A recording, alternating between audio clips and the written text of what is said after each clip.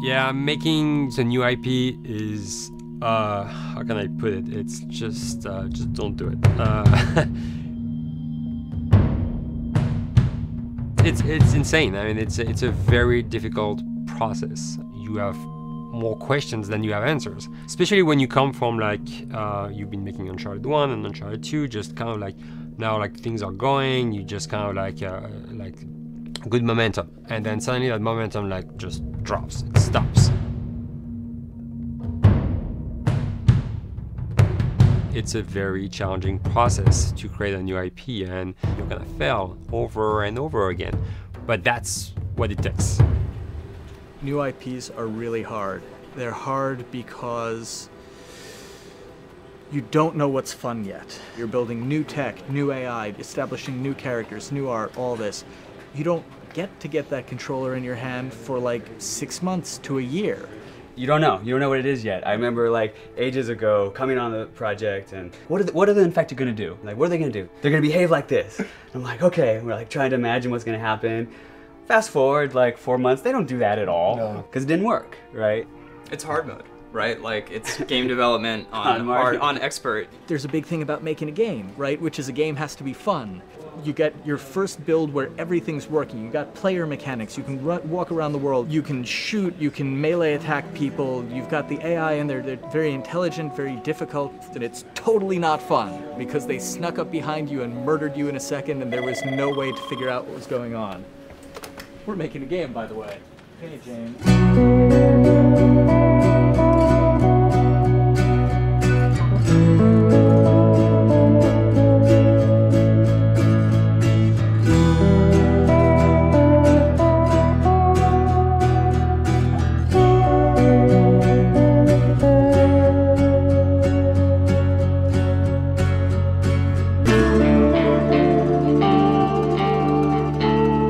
The company has grown quite a bit since I started. I think I was the 12th employee or something back when we got started, but we've tried to stay true to those smaller studio roots. I've been here for 16 years. There's just no reason to leave. I just like the environment here. It's very non-corporate. I think the way we work on Naughty Dog is kind of special because we don't really like hierarchy or bureaucracy, and no one is really just a manager here. Naughty Dog has a very flat structure. We pretty much all report to the co-presidents and the game directors. I always tell people when we hire them, just like, my job is going to be able to trust you, and that's what I want. I want just to give you something and you go with it, and I know it's going to get done. We believe in iteration, we believe in collaboration, and we believe in the people making the game working directly with each other.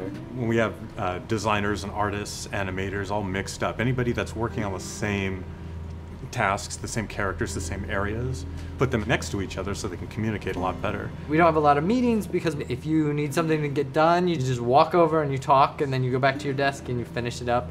And I really like that. I like when I just walk in the office and I see just designers talking with the programmers or programmers over the animators and talking to them. I think that's when really the magic happens. Naughty Dog, we really try to cultivate a culture where anybody can criticize anybody else's work. And we encourage people to be blunt about it and not try to sugarcoat it too much. It takes too long to be nice sometimes.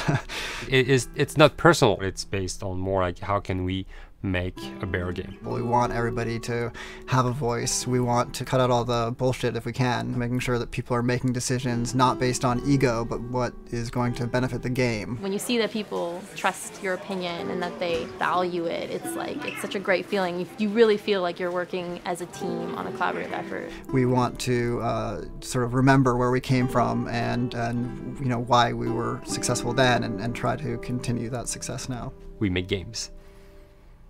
That's what we like to do. Back when Uncharted 2 wrapped up and we decided that we were going to build the second team and create a new project, we kicked around a lot of ideas. One of the very earliest ideas was to go back to Jak and Daxter.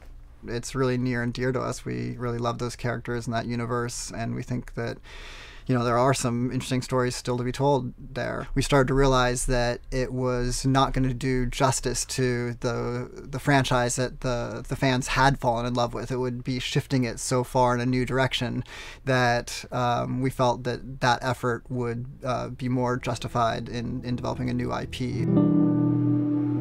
Neil and Bruce came to Christoph and I and said they wanted to do a post-apocalyptic game. I think the core essence of what they wanted to do, though, was to try to tell a story about two people and how their relationship evolves over the course of the entire game. That potential, oh wow, there is something very special about that game.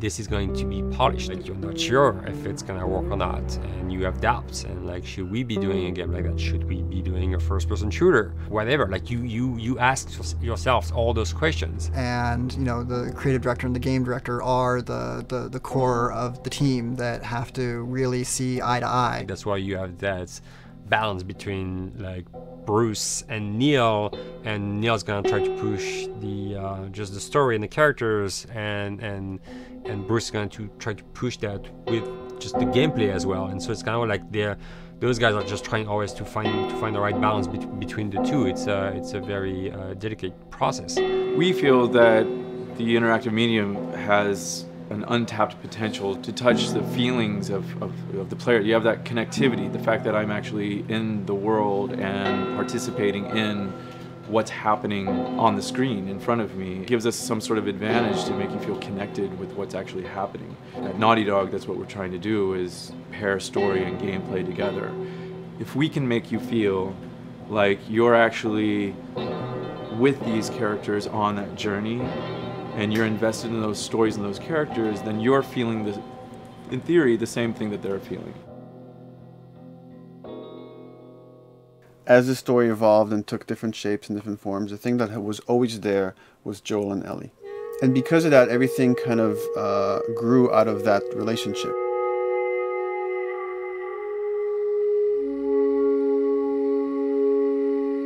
We've seen kind of that role of the anti-hero change, especially over the last 3 to 5 years, to where before it was like, you know, the thick-neck mercenary kind of guy. For this game specifically, for this story, we needed something new.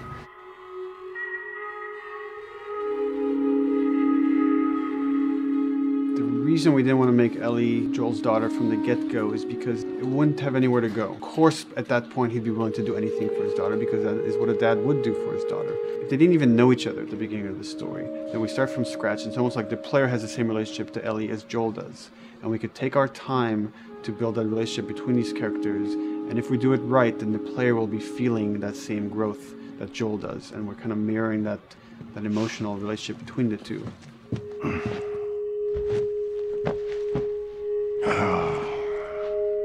What are you doing? Killing time. Well, what am I supposed to do? I am sure you will figure that out.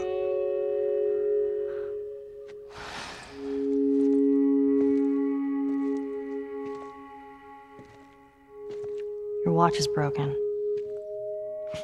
It's exciting that Neil wrote something like this, where he's like, I don't want to make the stereotypical characters. I want to make real people in this crazy situation and these forced to make decisions that are really tough. Like, what would we be like in those situations? I mean, we weren't consciously trying to pick male or female for characters. You just try to pick characters and just be honest with who they are. It almost doesn't matter, right? Joel's daughter could have been Joel's son. Ellie could have been a boy, and Joel might have been Tess. You could have swapped those roles, and I think the story would have still worked. The focus on female strength, it's so unique. You get to see what's so powerful about a woman through all of these female characters, which makes this game wonderful and unique. There's a crew of Fireflies that'll meet you at the Capitol building. That's not exactly close. You're capable. You hand her off, come back, the weapons are yours. Double what Robert sold me. Speaking of which, where are they? Back in our camp. We're not smuggling shit until I see them. I want Joel to watch over her. Whoa, I don't think that's shit, the I'm not best Ellie. with him. How do you know them? I do think having a strong female character, especially like Ellie, is so rare in video games. And as a gamer, and more specifically a female gamer, it's frustrating to me because I'll see sort of the stereotypical female character where she's amazingly beautiful and huge boobs, and she's there to be either the love interest or just because they're like, well, we need to throw a chick in here. We've seen the strong woman or we've seen the weak woman. We haven't necessarily seen the empowered woman from this kind of standpoint. And there's that beautiful scene where Joel finds her inside the house and she's reading through this girl's journal going, is this really what they used to worry about? What shirt do I wear and what boy am I gonna go out with? You know, and to be met with those first world problems that we deal with every day and go, how trivial is all of this? I think it's gonna resonate a lot, not just with, you know, a female audience, but with a male audience as well. The thing that was intriguing to me after the fact is knowing that we're kind of creating a female action hero in a way, and this is her origin story with Ellie.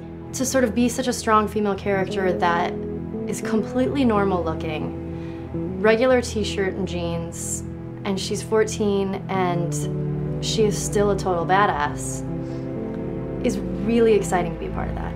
There's so few non-sexualized women in video games, especially in the main role, that we were kind of proud that we were creating one. It's very complex, and without the players knowing it, she becomes the protagonist by the end of the story. And that's why she's in the front of the box, and that's why we've been promoting the two of them together so much. Who's there? It is a dual protagonist game, and yeah, I guess I get nervous to think about it in that way.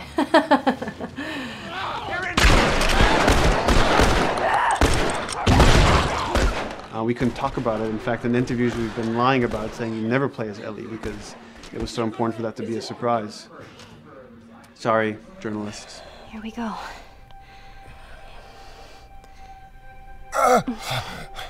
Sorry. Hold on. That's it. The tone of the game was set pretty early on that we knew that we wanted to make a really grounded story. We knew that we wanted to make the player feel the sense of tension and dread and go through the same emotional roller coaster that Joel and Ellie were going through. One of the things we kind of struggled with is to say, well, if we want to really ground this world and make it so like realistic, maybe we shouldn't have anything that could be perceived as a monster. Maybe like by just having an infection that just killed people, and it's all about humans and how they deal with this post-apocalyptic society and how different people decide to survive. Maybe that would be enough. And what we realized is because we're making an action game, a lot of the storytelling happens on the joystick. And once we remove the infected, it's like all of a sudden now we can't tell the story through gameplay of what happened to the world. And that's where we kind of went back and kind of brought the infected back in, because it lets you see, once you're fighting them, the threat that people had to deal with, that otherwise would just be very cerebral and people could talk about it, but you couldn't necessarily experience it yourself. In a novel, that might work. In a game for us, specifically an action game, it didn't work. And from there, when we start kicking around those ideas, and we're just like, what would be cool just to play? The early inception for it really came from a BBC video we saw called Planet Earth, where they were talking about a cordyceps fungus. This cordyceps fungus gets inside of the brain and controls these ants, and mandibles start chomping, they grow up to higher areas, cordyceps fungus sprouts out, and then it germinates. And essentially uses them to spread its infection and take over whole colonies, sometimes wiping them out. As soon as we saw it, we were intrigued by the idea of, what if it jumped to humans?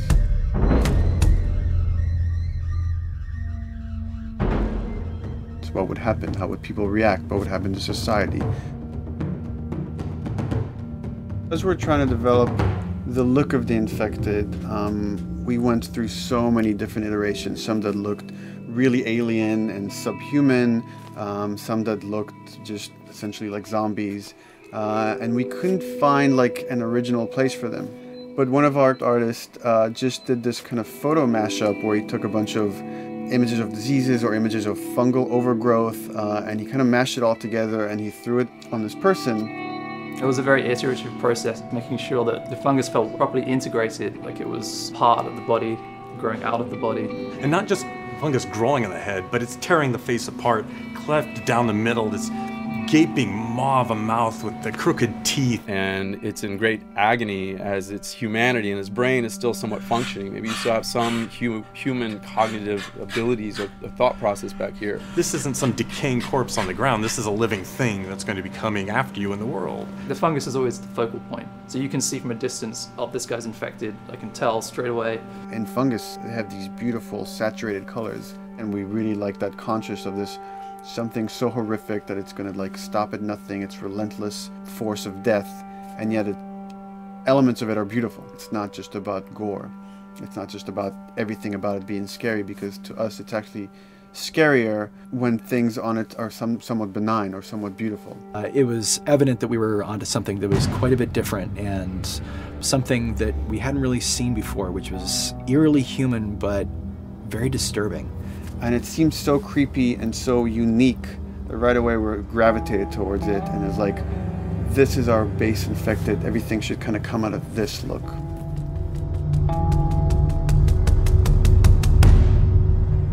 So once we had this idea of the face-splitting kind of look that eventually became what we called the clicker stage.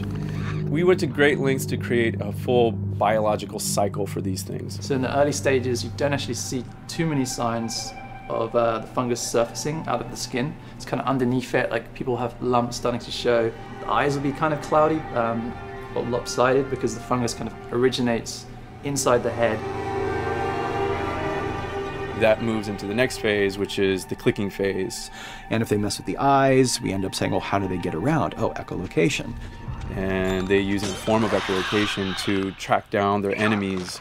Just like bats, or even some blind people can see by making a clicking sound, a sound that on its own wouldn't be very scary. And then to associate it with something that people in this world are very fearful of, so that as you're exploring an environment, all of a sudden you hear this click, and you're seeing everybody just get frightened, just everybody duck, everybody hushes.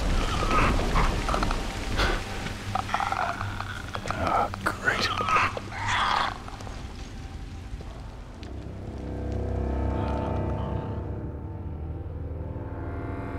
The bloater is the most severe of the stages. So large pieces of the body has been replaced by these kind of fungal plates. The fungus completely takes over the body and blooms. They're kind of covered in things that have been growing on them. Things like moss and like little life on life kind of.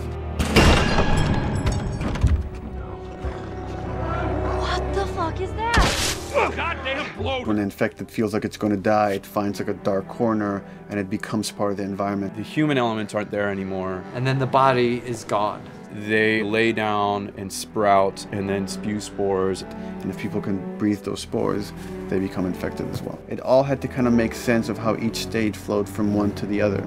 And that's hopefully how we've created a world that you can kind of look through it and understand the science behind it and say, I could buy this, I could get into this.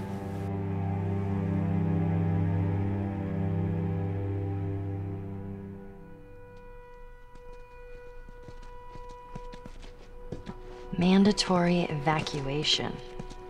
Evacuate to where? What do you think? Quarantine zone. See, some places got a heads up before the infection showed up. Most didn't. Over the course of Joel and Ellie's journey through this game across America, you find all these different societies, all these different enclaves, and you get to see how do they deal with the infected. Without the manifestation of this infection, you can't have these people making those interesting choices.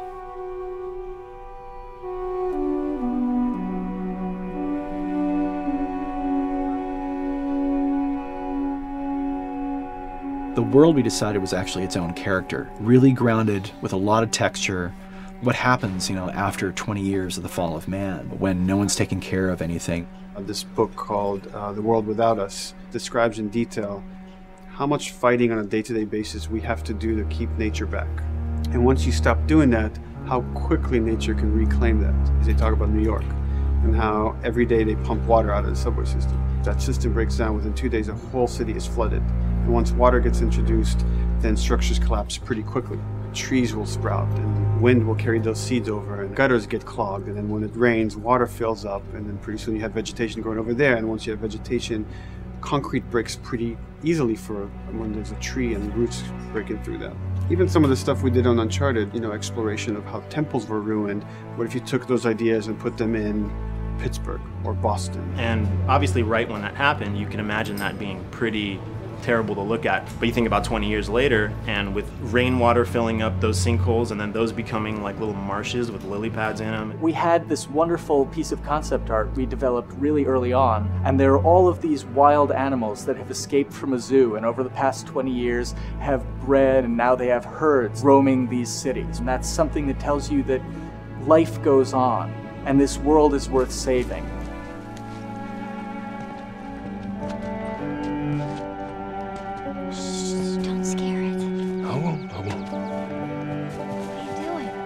There's something really pretty about nature reclaiming its domain once we are gone.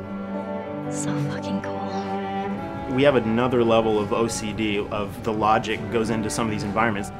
Water damage seeps into them, that creates some little moss growing on the floor, or a tree radiates energy from its base, and that over time starts to melt the snow around it. And that's the reason why you'd see those like rings of leaves showing through in the snow. That gives it that extra, you know, believability. This is pitch art. I'll try to start with an idea that conveys sort of the feel of the environment. Something like this, very brushstrokey, very painterly. You can see not a lot of detail, just energy and conveying a mood. This is sort of just a conversation starter, and then this would be more of an actual space. So you start talking about, is this too tight of a space right here? Would the player even fit through there? Do we even want to include water? Those are conversations you start having a little bit later. And then it usually needs several more passes back and forth in order to be tightened up to be the experience that you would see in the final product. So, dude, I was actually trying to figure out right here, there should probably be some dead foliage. It might be cool to see some of the dead stuff around the edges of the green, or like even spilling out into the street. Maybe what we do is, in some of these areas, we use it as like a transition from the actual concrete to the side of the building, so like they're almost sitting on top of a bed of dead foliage, like that really rich kind of like orangey brown color. Sienna or something would be nice. Something real cheddary. That's how you know you're done. The end product often ends up being stronger because that bouncing back off somebody else gives you a result that maybe you wouldn't have even thought of in the first place. All right, here's the bridge. That's our way out of here. As far as concept art goes, definitely the ultimate goal is just helping everybody as much as possible. Me and the background artist will work together. I'll often just go to them because they've got like a really, really good like visual imagination. At some point, you came in almost like flat on. So that's kind of good because the bus station is right in your peripheral view, and you're probably going to enter the bus station. You're probably not going to get lost. But it doesn't at all utilize this cool architecture here, like the bus station sign. Like that's a really distinctive silhouette, and it's a really interesting sort of architectural detail. So we changed the entrance. Look at that. Another city, another abandoned quarantine zone. I think it's a better composition anyway. It's not so like symmetrical. And I think that was done so that this sign read better. If you didn't see the word bus on it, you might not know it's a bus station. So I think that helps. Everything we're doing in the environments is relating back to what you should be feeling in the story or what's happening to these characters. So is that everything you hoped for? Jury's still out. But man, can't deny that view. Come on, this way. When we first came up with Ellie and Joel, we had this idea in our heads of who they would be, but we didn't necessarily know the voice. It took us a while to find our Joel, but for Ellie, I think Ashley was the second or third candidate to walk in, and right away we knew. Yeah, you know Why what? are you so scared all of a sudden? Because I'm a coward, okay? So just get your shit, and let's get out of here. Damn it. I'm not like her, you know. What? You think I'm gonna end up like your daughter? The way she delivered the lines, the way she just embodied that character is like, that's Ellie, there's no question about it. And I saw the character artwork and I related to her a lot. I mean, she's kind of a tomboy and she's kind of tough, and I mean, obviously I'm not 14, and I think that's the main difference between the two of us. I read the scenes and I was like, I need to play this part. You want to be my hero? Forget the whole bit about saving my life. Buy me a stack of these bad boys instead. Where'd you get that? Back at Bill's. I mean, all this stuff was just lying around. And then once we had her, we said, okay, well, we're going to do another round. And we're going to have Ashley this time in the casting sessions. The chemistry of these two characters was imperative to get right. Troy was a really interesting casting for Joel because when you see Troy, he doesn't look like Joel at all. You know, he's so handsome and he had like, you know, the frosty hair and totally looked like Final Fantasy. And so I'm like, yeah, I don't know. He's like this tall, pretty. It didn't seem right. I walked into the room fully aware that I was the youngest person that they were seeing for this role. There was a line that was in the audition side that says that Joel has few moral lines left to cross. And so that became the anchor point to the character. But then as soon as he spoke and he had the grit in his voice, warm yet kind of dangerous. And his movement is just like you bought into it. Why are you so scared all of a sudden? Because I'm a big coward, okay? Now pack up your shit and let's go. God damn it. I'm not her, you know. What? You think I'm gonna end up like your daughter? Lily, you are treading on some very thin ice right now. It was Ellie and Joel. after he read, it was just like that was it. I've done some video games in the past, but to be handed the mantle of a franchise like this was a pretty big honor. Is she alive? She's alive. She's David's newest pet. Ah! Where? In the town. She's in the town. You mark it on the map. It better be the same exact spot your buddy points to. Neil pulled me aside one day, and he said, I have some ideas. And as you're well aware, Neil is a little twisted. He came up with this character, and, you know, I just jumped at it. It was such a departure from everything I've done here for Naughty Dog, to say the least. Name's David. This here's my friend James. We're from a larger group. Women, children. We're all very, very hungry. To be able to put on a voice that, you know, hopefully a lot of people won't know, won't notice that it's even me. Because we didn't want it to be Drake. Drake eating people, that's a whole nother game. How did you put it? Tiny pieces. See you tomorrow, Ellie. You know, certain voices that I can do wouldn't fit the David's artwork, but he showed me the art, and I said maybe it's something like this, where everything's, you know, it's very quiet. And just, you know, he's not really sure, and the voice can break a little. And he just looked and goes, yeah, that's it.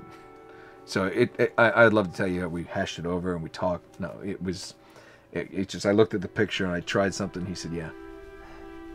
A few weeks back, I sent a group of men out a nearby town to look for food. Only a few came back. And turns out that the others had been slaughtered by a crazy man. And get this, he was with a little girl. You see, everything happens for a reason. Claire. Ashley, she brought humor to it. She just has some really great comedic timing. The way she reacts to the things around the world with a little bit of sarcasm, that teen kind of like trying to get a rise out of you. Now watch your step as you're going out, because it's going to be a little... It just brought a certain levity to the story that the story needed. You didn't even realize it needed it until she started doing some of that stuff. Oh, I'm sure your friend will be missing this tonight. Mm-hmm. It's light on the reading, but it's got some interesting photos. Now, Ellie, that ain't for kids. Whoa! How the hell would he even walk around with that thing? Get rid of that. Well, hold your horses. I want to see what all the fuss is about. Oh, why are these all stuck together? I'm just fucking with you. Bye-bye, dude. Throughout the course of shooting over these past couple of years, Ellie and I have kind of morphed into each other, which I know sounds so cheesy. Neil always asks, he's like, well, what would you do in this situation? I think the most important thing that Ashley brought is a sense of capability to Ellie's character that wasn't there in the beginning. The very first thing we shot involved her being pulled out of a car and attacked, and Joel was supposed to go save her. It was written that Ellie sort of was just kind of watching on the side, just waiting till he was done, and I was a little frustrated because I was like, well, if this were real life, I would do something. We did a couple takes, and at some point she walked up to me and she said, I feel like I'd hit him.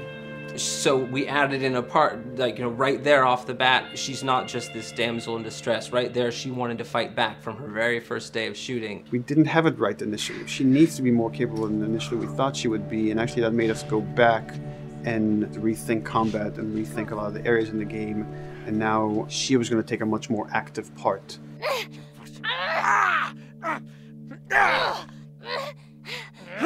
Anything that requires, a lot of body movement, we do with the actors on the mocap stage. And we try as much as possible to use our actual principal actors, use their body motion as well as their voice. We capture it all at once there on the stage. Having the actors perform as well as being recorded at the same time was imperative to get an accurate performance. Because every time you split up the performance in any way, you lose some of that magic where they did a gesture or they delivered the line a certain way. And those things have to be in sync, or there's just something subconscious that's like off-putting about the performance when you don't do it that way. You are treading on some mighty thin ice here. I'm sorry about your daughter, Joel, but I have lost people too. You have no idea what loss is. Everyone I have cared for has either died or left me. Everyone fucking except for you. So don't tell me that I would be safer with someone else, because the truth is I would just be more scared. It gives you the most authentic, most realistic performance, because you're actually there, not just making your own choices, but making your own choices based on the other people that are involved in that scene. So you get this truly natural approach to things, and it shows up. It's like theater in the round. You can do anything from any angle, and the smallest, most subtle thing we'll be able to pick up. There's no place to hide. So you have to be as prepared as possible, because you have no idea which moments they're going to use. There are these little improv moments and, little nuances that you get that probably isn't scripted, that just comes out of play, while they're performing. That mistake that is just blossomed into a really good idea. Did we improv on The Last of Us? Yes. Yes, we did. Doing this was a whole lot like being 5 playing in the backyard with a stick, and this is my machine gun, and and a pine cone is my hand grenade. It's all your imagination. I'm doing the exact same shit that I did 45 years ago. I just get paid for it now. We square. We're square. And get the fuck out of my town. I don't do a lot of voiceover work, so for me it was nice to be able to work off of your other actors. I can't imagine it working any other way. I'd never done mocap before. I didn't know what to expect. The suits were crazy. Yeah, the suit gave me wedgies. Like, deep wedgies that I had to pick out with my middle finger. Too much information. Just how damn sexy I look in a motion capture suit. I look like 10-pound of sausage in a 5-pound casing in that thing, man. Once you get past the fact that like everybody else and you look like weird clown people with these little dots and stuff, once you like give over to that, it really was pretty easy to make it just feel like you're in the moment and in the scene. So everyone that was on this is a slam dunk. This isn't just another gig to them. And that creates a really cool energy for people to really start experimenting and playing jazz. Floor is yours. And action.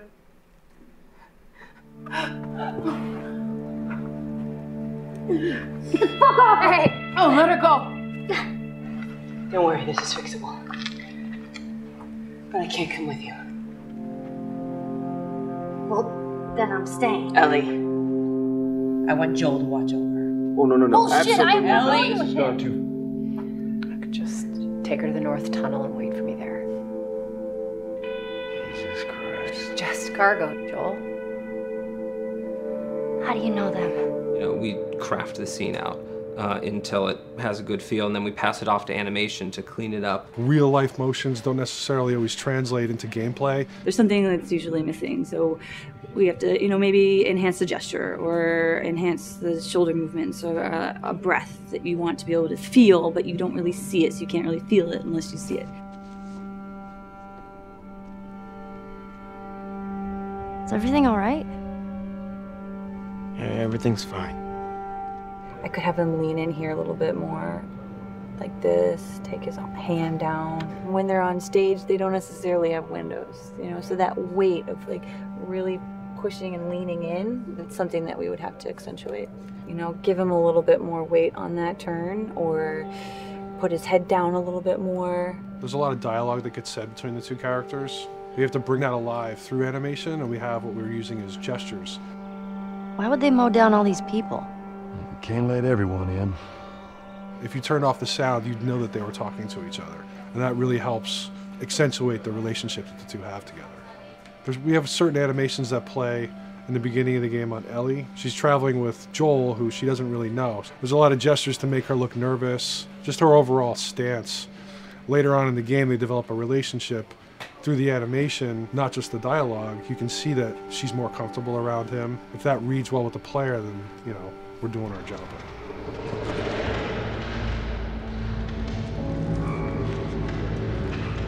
We want her to look scared. When she gets a gun, we want her to look scared of the gun. So if she's gonna aim, she wouldn't be like super trained aim. She would be more like some scared. But at the same time, it needs to look cool and feel cool to the player that plays. It's really just these little tiny details that we're doing, and it's coming across. It's working out well. We don't do facial capture. We don't track eye movements on stage. It's just the motion capture data. Everything that you see on the faces is hand keyed. As you can see, this is all of her mocap data. And so when I'm doing something like this, I go back and forth to the performance that she was giving, and I watch just this section over and over and over again. So this is our default face, where I can make everything super extreme and make her all squinty and angry, turn her frown down. I can open her mouth, stick her tongue out. It's listen, watch. Okay, where's her mouth at this point? Like, is it open? Is she making like a grimace? About Tess, I don't even know. Here's how this thing's gonna play out. You don't bring up Tess. Ever. Matter of fact, we just keep our histories to ourselves.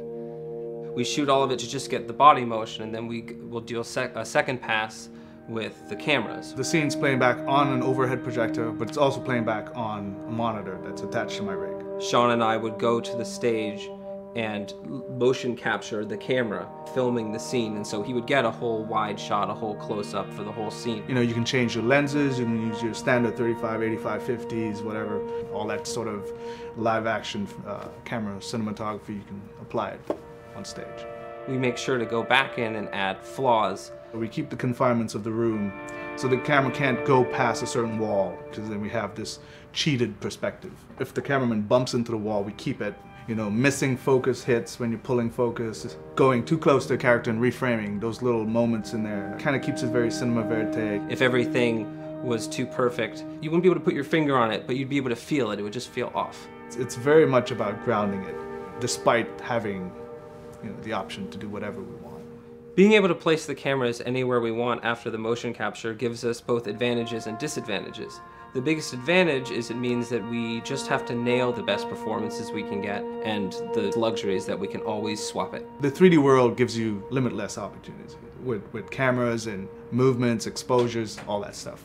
Most of these cameras are sort of set up like real world cameras. So we have lens, we have f-stop that will create the depth of field. We have aperture to set out film back and all that stuff. A master, and then I have my close-ups, my over-the-shoulders, sort of just like a live-action production. Let's go to camera 30 at the 23.458. Then I get that kind of weird, bend across his back. The closer I bring the camera, the more bend I get, which is, doesn't look right. It looks less cinematic than if I do that, which flattens the whole thing. And I'm trying to also catch Ellie. Like if you scrub a little more, you know, catch her in the back here. So I want a longer lens of that kind of stuff. Since I've only had experience working with live action before I got into video games, it was a kind of a cool adjustment to be able to have this extra flexibility in post, to swap a line of dialogue for something different, even though that's not what the actors said at that time, and to be able to still have a close-up on them while they said it. You get to make it probably more perfect than you could ever make it in live action. How far are we gonna take As far as it needs to go. Where was this lab of theirs? Because our actors are both the voice and their body, they get to play, they get to try things, they get to work with our director to kind of come up with new ideas, or even our director will have a new idea on the spot that wasn't there in the script, but realizing when he sees it, oh, well, this would actually be better, this might feel better. And those changes all just happen organically there on the set. He could even lead straight into his thing. It's like, no shit, yep, Ty, we wanted to do that, so we rented 2 Harleys and drove cross country. Keep it pretty succinct, like we got the bikes, rode them cross country. Cool. It's shocking to me that this is Neil's first time directing. There was a specific tone and a specific approach that Neil and Bruce wanted to take with this. It just came down to, there's nobody who knows the story better than you, and then there's nobody that knows these characters better than you. Why don't you just do this? He and I actually had a conversation about it. He says, I think I'm gonna try this myself, and I'm not sure. Neil was fantastic. The floor is yours. Okay, so remember, you've been running away from this turret-mounted truck. If you come to this dead end, you're going to look up and see a potential way out. And action. Check it out.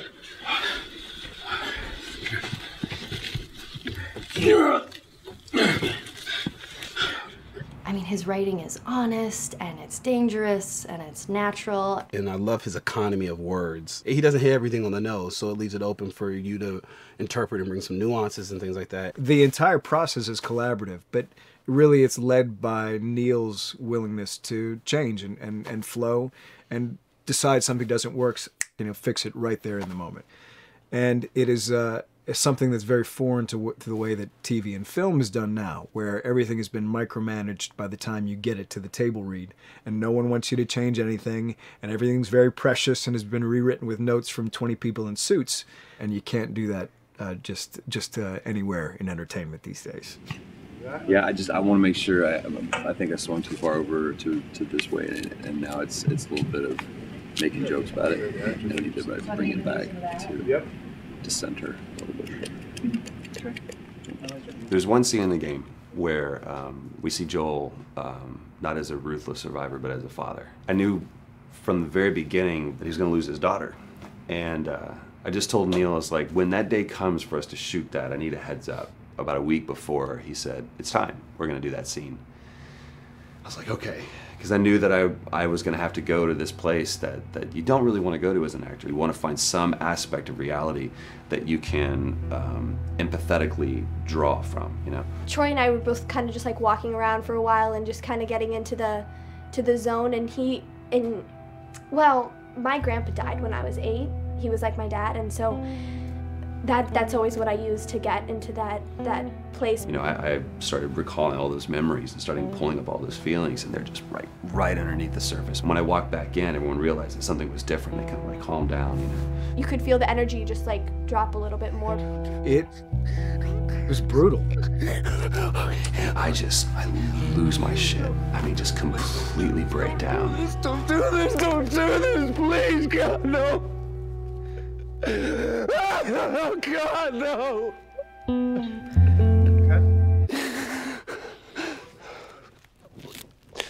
The soundstage was deathly still.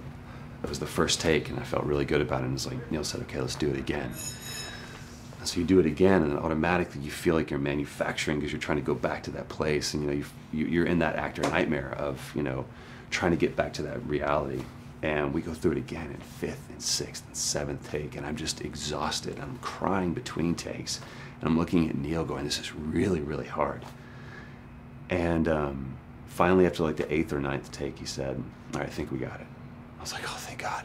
And I went outside, and I was just jacked up for the rest of the day. I mean, a wreck emotionally. But we got it. Then 2 weeks later, he calls me. And he says, so we need to reshoot a scene. I'm like, cool, what scene are we doing? And he just looks at me. I said, dude, don't do this to me. And you can either at that moment throw your hands up in the air and say, fuck this, and walk away. Or you can say, okay, this is an opportunity to get it more right. I'm like, okay, all right. You don't think you got it? I'm gonna show you that you got it. We've got it in the can. And so we go through it again, and it just feels fake, feels artificial. And Neil goes, go through it again. We start doing it again, and I'm getting madder and madder with each take. And finally, about the fourth take, Neil comes over to me, and I love him so much. He goes, so I'm picking up on some resistance. I was like, you're damn right you're picking up on some resistance. We've got this in the can already, and we're just wasting our time, and we're wasting all this effort and energy. And then he started talking me through the scene. And he was like, what I need you to do is I need you to just strip yourself of all these ideas, and I need you to hit this beat, and this beat, and this beat, and this beat, which just makes it sound so mechanical, and it's such an emotional scene. So we start going through it, and literally I am mindlessly doing these things at this point. Okay? I know it hurts, baby. I know. So I'm gonna lift you up. I'm gonna lift you up. I'm gonna get you over here. Come on, baby. Come on, work with me, please. God, baby. Sarah. Sarah! Don't do this to me, baby. Don't do this to me, baby. Come on. Come. And he stops, he goes, now we got it. And I realized that the reason why I wanted that first take to work was because I wanted everyone to look at me and go, wow, what an actor. And that's not what the scene needed. Those moments where you just have to sort of calm your ego down and just go back and do your work. That scene actually works, not because of me, but in spite of me. And that really is the marker and definition of working with a truly good director. There are many like it, but this one is yours. Why don't you have a seat?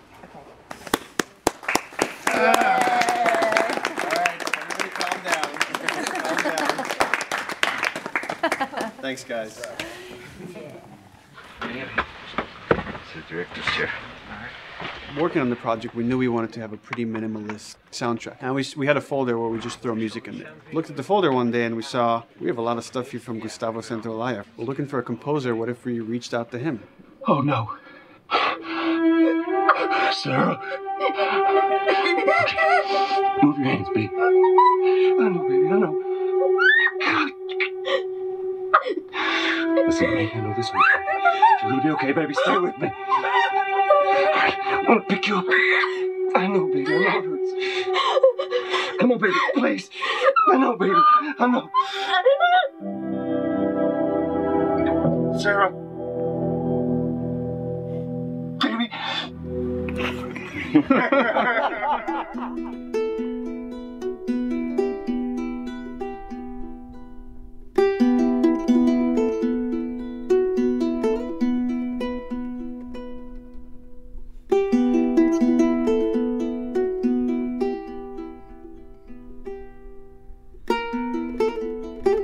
My life has been and still is kind of like a road movie. I grew up in Argentina. I came to the United States in 1978 because we had a horrible political situation in Argentina. We had a military dictatorship where 30,000 people disappeared at the hands of the government and many other more were tortured, and I was blacklisted. It was just impossible for me to keep on living there. I've been in jailed many times since I was probably 15 years old just because I had long hair and I play an electric guitar. So I had to embark on this trip. I can relate to that kind of need of movement and going to the next place and the next place and the next step. I'm always attracted to the possibility of getting involved with a project from the very beginning. I like to work from the script and talking to the director. It's never been, oh, give me a piece like this or give me a music that's this. It's just been very high level. Here's what the story's about. Here are the themes. Go write some stuff. Since I don't know how to really read or write music, the way I produce music is actually recording it. So I like to come early in the projects, and I did in The Last of Us.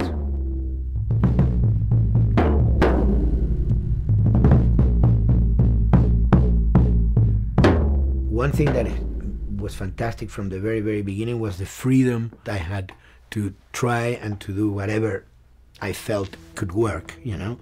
As the story was still being written, you could listen to this piece of music and just get a sense of where this needs to go tonally, because the music was still inspiring the story.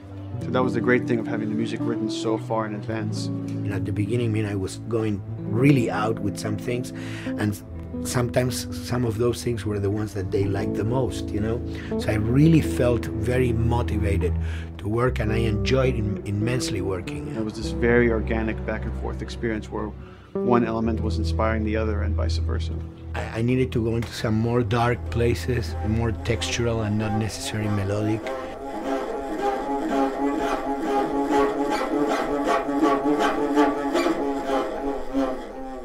I'm always trying to sort of push myself into playing instruments that I don't know how to play. There's an element of danger and innocence.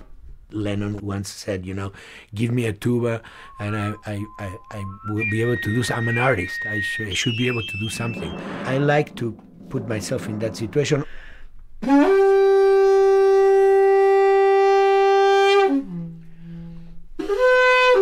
So these are just PVC pipes, the one used, you know, in construction.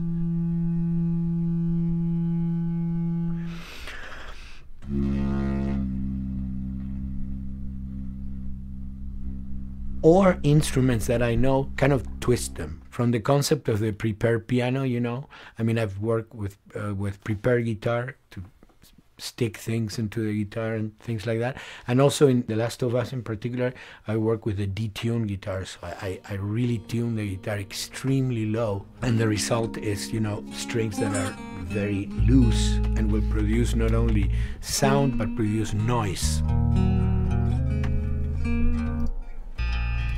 Because I believe, you know, every environment has its own sound. We have in our, you know, small studio, we have actually the possibility to record almost anywhere, including the bathroom, and we have done some fabulous recording, especially in the kitchen. When you score to picture, which is something that I don't do, then you know what you're going to expect.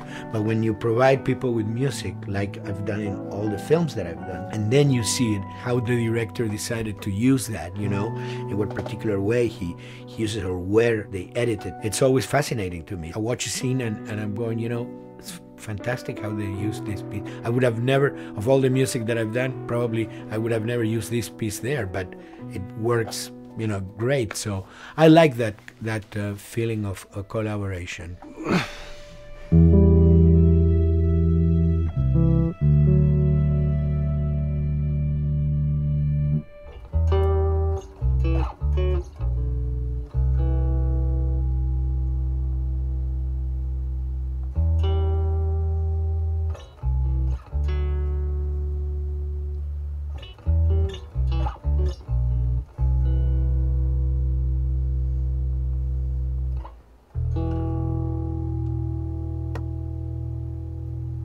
I think, you know, the guys also that work in programming and adapting that music to the game, they should share a lot of the credit for the end result. In the beginning, there was silence. Yes. Then they hired sound designers. Then they regretted that decision.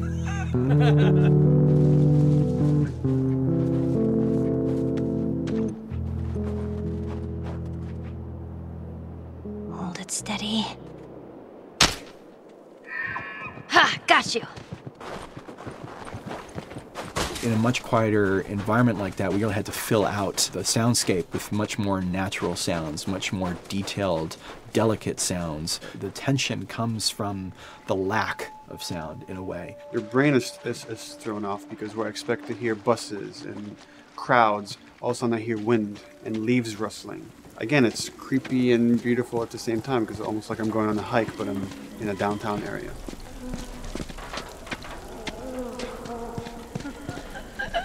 Get up over this truck. Let's see what we can find. So Neil, I mean, we were going through the iterations, so he just did not want, like, yells and screeches and what he called, like, you know, kind of witchy qualities, Right. the cackling witch. He didn't want anything like that. It was a little bit of a head scratcher to figure out, okay, how do we make it sound human but not human? Yeah. We really did not want to use any animals. We wanted these all to be human. Derek and I basically decided to hire a couple of voice actors who did some interesting work vocally to come see if they could come up with something. And we worked with this girl, Misty Lee. She started giving us these really great screeches. And that's no process. Yeah, that's just her voice. And it started going into this little click.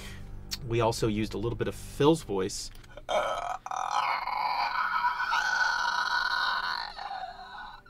We'd combine that also with an occasional, Derek.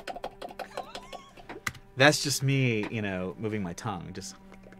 And what that kind of did was it sort of grounded it all, like maybe in the mouth area, the wetness, all that kind of stuff. And it adds a nice texture, actually. This is a composite of all the bits I just told you about.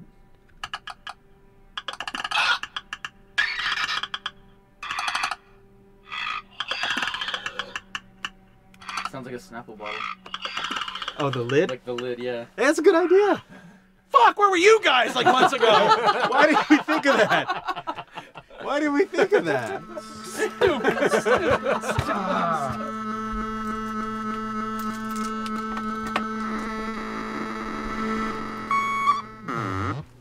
Viewers at home, you're probably wondering what this is. Let me tell you. About 10 years ago, I saw this Synthi A suitcase synth. I wanted to get one.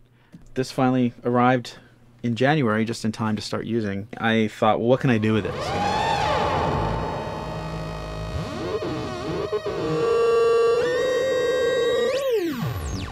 In Lakeside, there's a whiteout that happens, and this thing has a noise generator, which gives really convincing wind sound.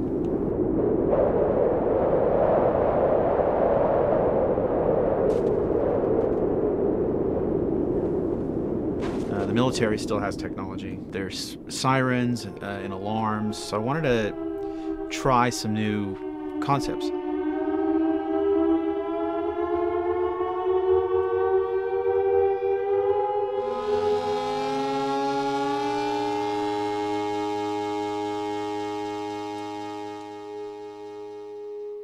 Man. What? Nothing, it's just... I've never seen anything like this, that's all. You mean the woods? Yeah. Never walked through the woods. It's kind of cool.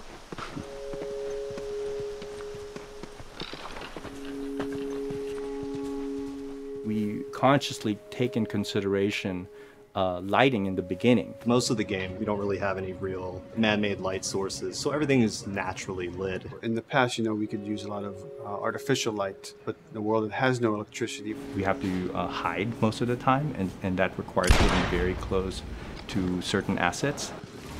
Just stay back.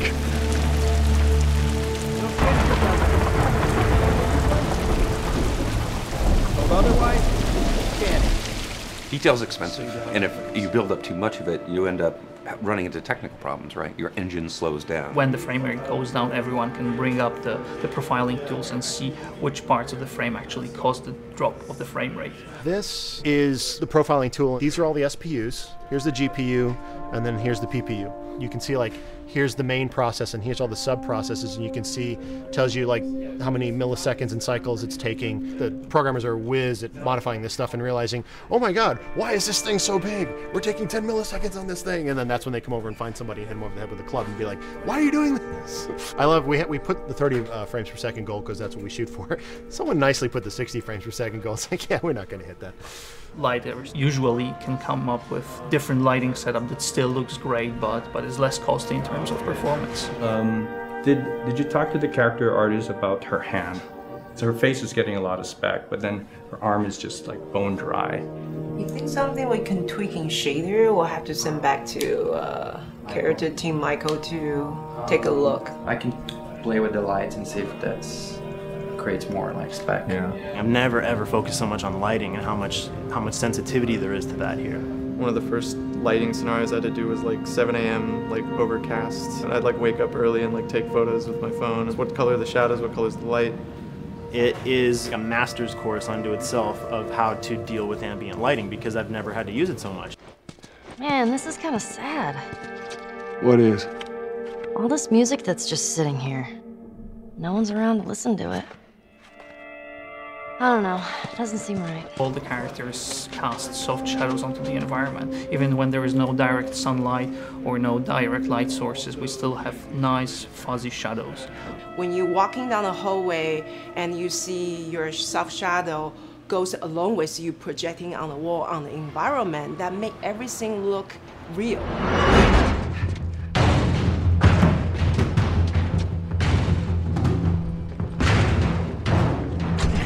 Follow me through here. Okay. The flashlight brought a whole new spin on it. So some of the environments end up being really, really dark, and you need the flashlight to get around. Give me a hand. We want to have the environment be really dark, but also at the same time have colorful surfaces that are sort of hidden, so when a flashlight hits one of those, it bounces off onto the ceiling. If you shine a light on a red wall, it will bounce the red lighting on the whole environment. And it's very difficult to do, very expensive, but we did it. Everything should have a bounce lighting, otherwise the world is gonna feel dry and unrealistic.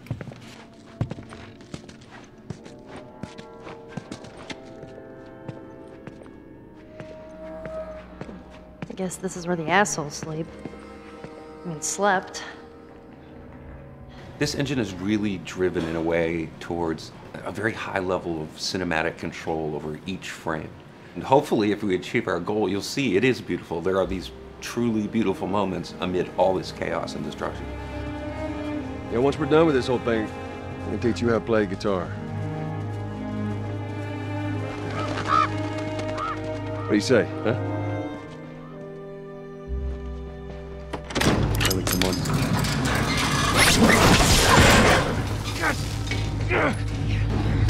I got you. Damn it, Bill.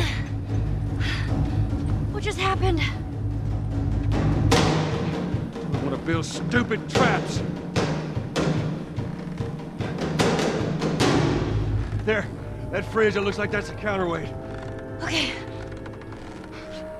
The story really dictates sort of the arc of the overall pacing.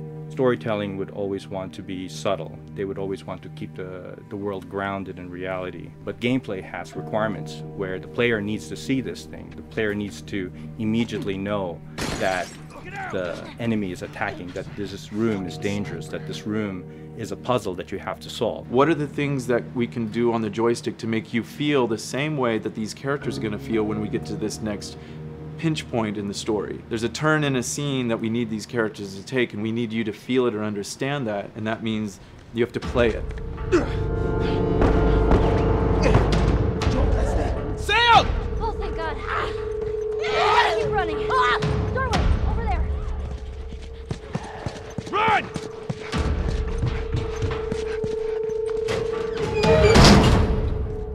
We really want to make sure that there's that contrast between the negative space and then the high tension spikes.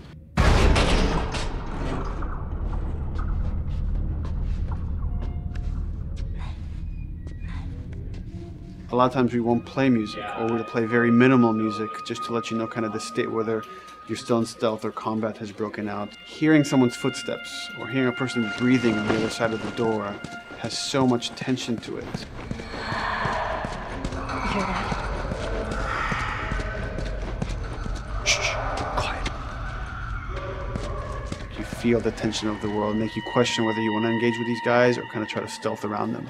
That's another reason why we don't have traditional cover in the game. You smoothly move around everything, contextualizing with the environment, but you're never locked down.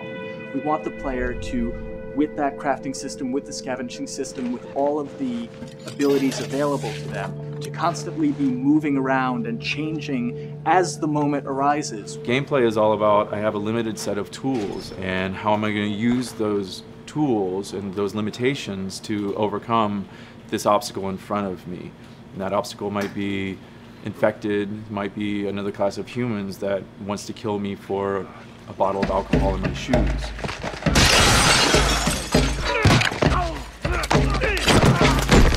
It was important for us that we don't underplay the violence, because then the threat doesn't seem as real.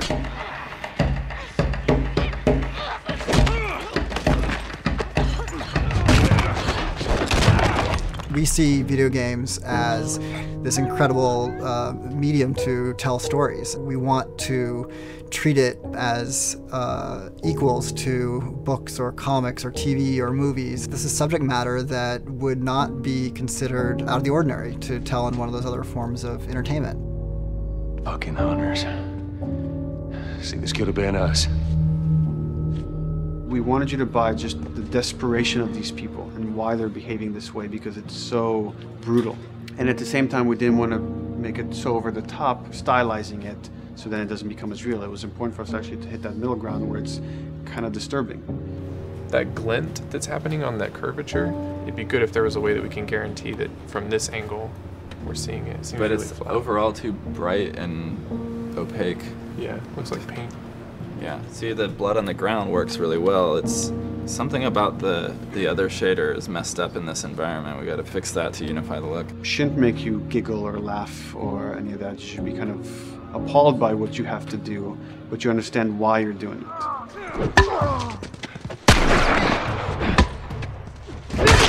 You want to feel each hit. You want to feel each concussive strike. Lives are at stake.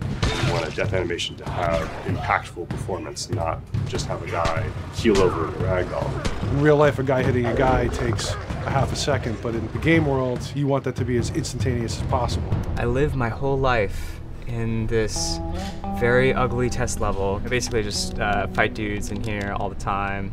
Almost every move is divided between like an intro and a swing. And one of the many things I have to end up doing is like counting frames and being like, okay, on frame 18, I want you to get out of here. I want you to be able to start moving.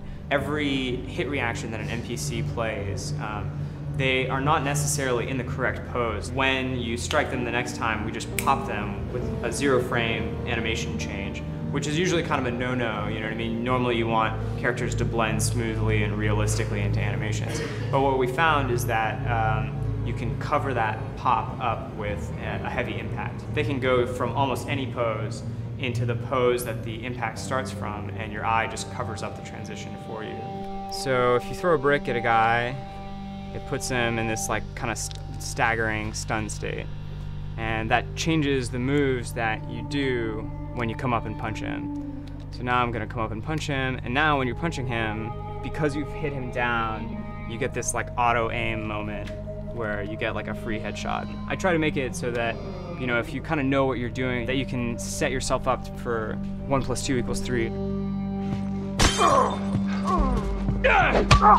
Right here!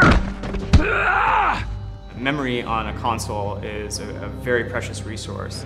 All of Joel's animations with every weapon, all the NPC animations, the stealth kills, you know, all of that stuff happening need to fit within a 4 meg to 5 meg memory footprint. This is a list of everything that's loaded in game and how much memory it's taking, because memory is our most precious resource right now. So we have a level, we call it the bookstore, it's in Hunter City, and this is a zone, for example. So when I set an AI to this zone, he will never leave its boundaries. I want guys to guard this exit where you have to go through, so I'll zone a couple guys around there to make sure that they, you know, they can fight you and use all this cover, but they want to stay around this door. This is another key component of the AI, is what we call the nav mesh. This defines the overall play space of where an AI knows he can or cannot go. Hey look, that's where a cover used to be, and there's a hole cut out for it. I gotta fix that. Here's some other wonderful things. See these little red polygons? Yeah, that means they're not linking right for some reason, so that means they can't really walk through here properly. It's a bug, and I need to fix it. Welcome to my life.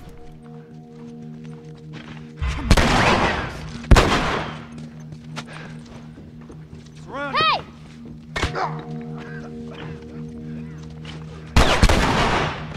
If you look at a lot of games, NPCs are usually only alive for, you know, a few seconds before the player ends up shooting them and then they're dead. We want our guys to be much more dangerous and much more threatening, which means they have to be alive for longer. They need to exist in the world for longer, which means you as the player can witness them acting out their behaviors for longer.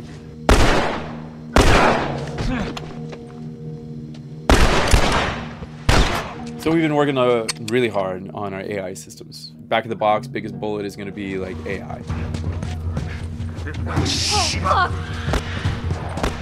So we tried a number of different prototypes with the buddies, including having Ellie be super independent of you. She would try to flank the enemies, get behind them, or get between you and them. And a lot of times those decisions should surprise you, just like a real person, a real character would surprise you. And we discovered after many different prototypes, the best thing for her to do generally is to stay very near you. You need the exploration, you need the scavenging, you need something to say like, okay, if we just crank it to 11 the whole time, then it's pinned up there and there's no time to breathe, no time to assess or analyze, and no time to really contrast. There's no way of shifting the pacing.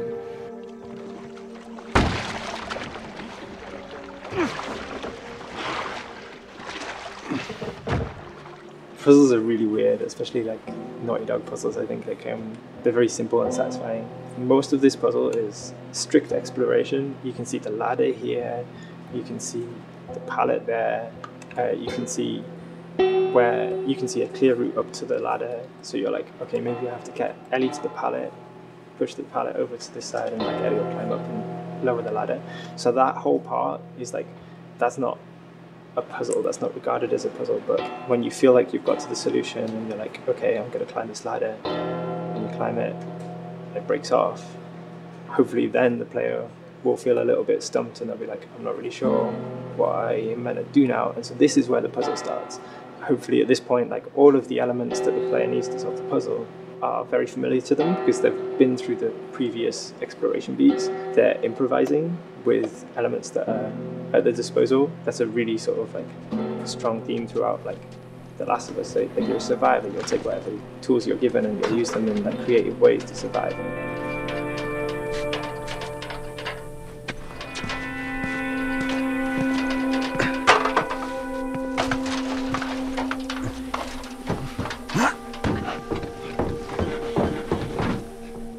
We set out to create something kind of new to Naughty Dog, this crafting system. Our lead designer, Jacob Minkoff, he got this book of like the survivalist handbook and homemade munitions and all sorts of funny stuff. Just start reading about, okay, if I was just wandering around in a collapsed society, this world, what stuff that seems like I could find? Alcohol and sugar, you know, if you want to make a smoke bomb. It's difficult to balance the right amount of resources against what you think the player's going to need and making sure that the player feels like they're getting just enough to survive, but not too much that they feel like they're a powerhouse. We wanted you to be forced to make some choices in the world that showed how depleted the resources were. So if there's a particular point in the story where the characters are having a particularly difficult time surviving, then we want you as the player to be finding fewer items, farther apart, harder to survive. We will item starve you at the same time that those characters are feeling starved and worn out. Then you expose something to them. Oh, here's a cache, and if I can just get into that cache. Oh, look, there's a wealth of things in here. God, I was so worried. My health was low. If I had run into a combat, because it's always that thing in your head, it's that Hitchcockian thing about the danger that you see is less meaningful than the danger that's in your head.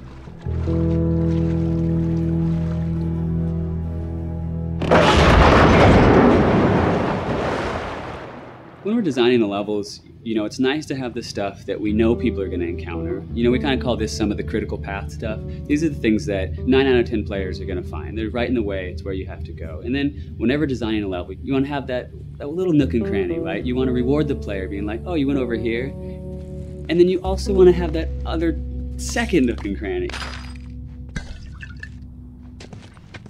The player is supposed to go place a ladder here and climb up through the rest of the hotel. But what they can also do is shimmy across this area, and I place a really cool like upgrade kind of off the beaten path to reward players for exploring. So if they come all the way over here, they're gonna get this really cool training manual It's a funny little bit of trivia. The HUD system, not the menus, not like when you hit start and stuff, but the actual HUD system where you see the reticles and stuff, was literally created for an E3 demo early in Uncharted 1, and that's been our HUD system, the foundation of our HUD system for the last 4 games. First time in Naughty Dog's history, we hired Alex.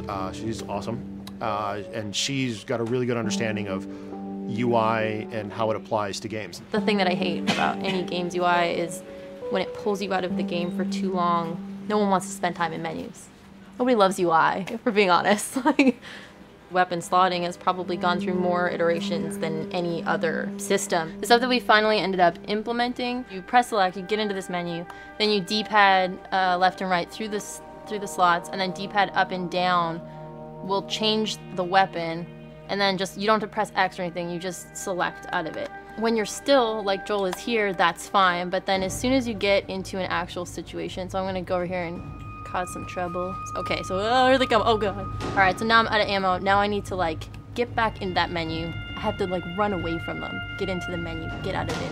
And it ends up feeling like super clunky. Like again, okay, I'm out of ammo again. Get out of here. I need to take out one of my other long guns. And now Bill's in trouble. Bill's in trouble over here. And I've got to like I'm in a menu now and it's like, oh shit, whoever designed this UI is so bad. Like, what were they thinking? Bill's gonna die.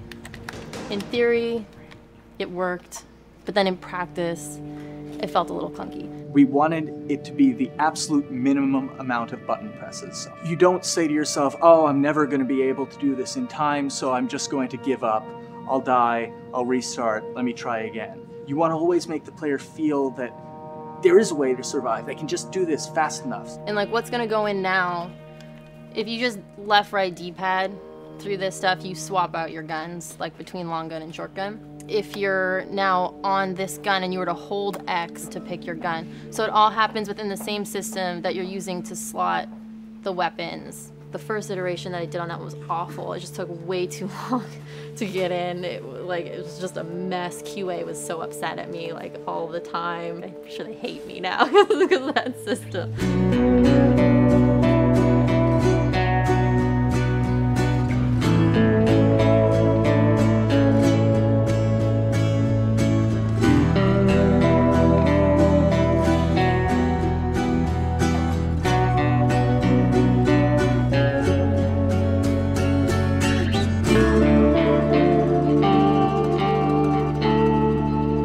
I think the way the industry is kind of maturing and changing in general, you're seeing a lot more focus and importance on refinement and polish. So having internal QA really helps. The industry is kind of changing from QA being this like tighten up the graphics on level 3 bro kind of vibe to like really being a more technical, mental, investigative job. On the publisher side, it's more reactive towards the code being delivered in a stable, controlled environment. Whereas on the developer side, especially at Naughty Dog, we are going beneath the art and the design. We're given enough weight where we can go up to somebody and be like, look, you have to fix this. Why? Come over, I'll show you. That kind of feedback, I would love to be able to say like, that was us, but it gets so diffused throughout the iteration process that you're just kind of like adding your, I guess like genes into the gene pool and then just seeing what happens, you know what I mean?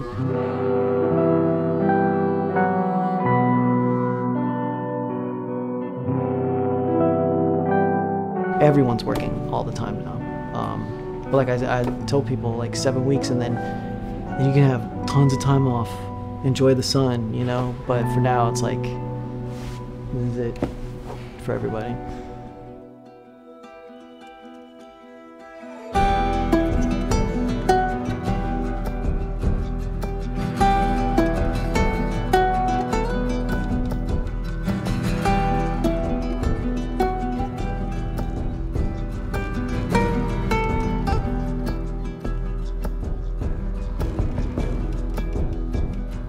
Crunching is part of making games. I feel it's human nature, right? If I'm gonna have a guest at home that's gonna come for a couple of weeks, I'm probably gonna clean their room just the day before they arrive, right? And I think it's the same thing. It's just like everything comes together at the end.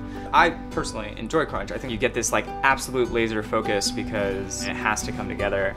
There's a camaraderie that also comes There's a camaraderie, totally, yeah. The vibe is everywhere, you know what I mean? Everyone's kind of like giving it 150% at this point. We're getting there, right? You start to get these glimmers, and I don't think anyone who doesn't make games realizes how late in the process you get those glimmers. 1 week before we shipped that press demo, we're all like, this kind of sucks. What's going on here? It's like, we need to dig down and find this. And in 1 week, like 1 week, the fun came together. Like you're shooting at a guy and then somebody flanks you and you hit him and you avoid the other guy who's shooting you and then you flank and go behind cover and you're like, oh, that 5 seconds in that 15-hour game was really, really fun.